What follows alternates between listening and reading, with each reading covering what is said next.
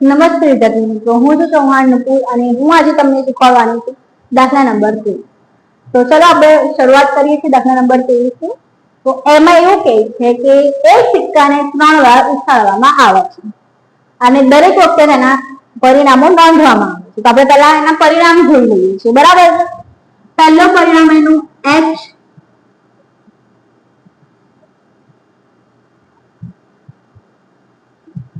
head head head, tail tail tail, પછી head head tail, tail tail head, પછી head tail head અને tail head tail.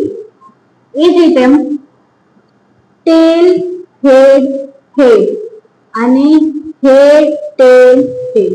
આ છે આપણા જે સંપૂર્ણ આપણા જે પરિણામો છે, શક્ય પરિણામો 8 આવે છે, બરાબર છે.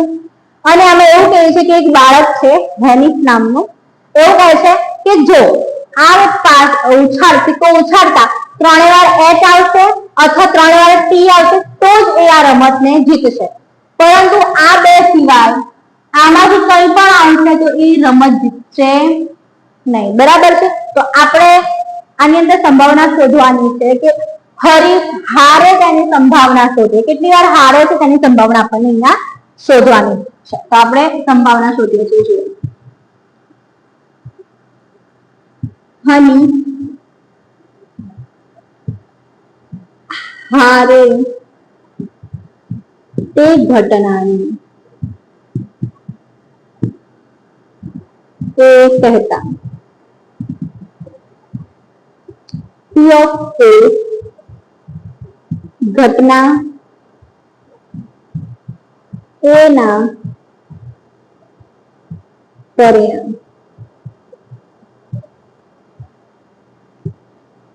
કુલ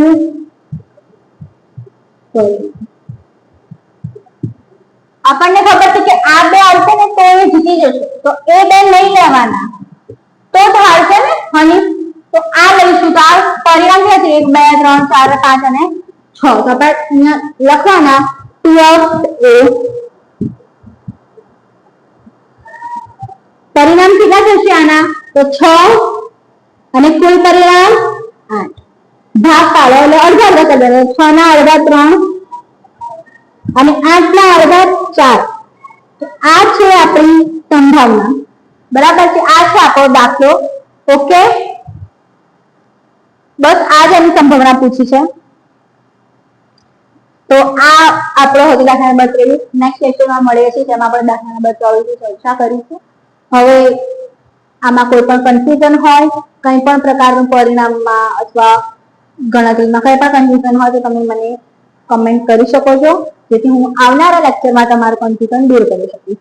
જો તમે ચેનલમાં નવા હોય તો મારી ચેનલને સબસ્ક્રાઇબ કરજો, વિડીયોને લાઈક કરજો અને શેર કરજો, જેથી તમને આગળના દરેક વિડીયો સૌ પહેલા પહોંચશે. ઓકે, તો મળીએ છીએ નેક્સ્ટ લેક્ચરમાં. ત્યાં સુધી આવજો.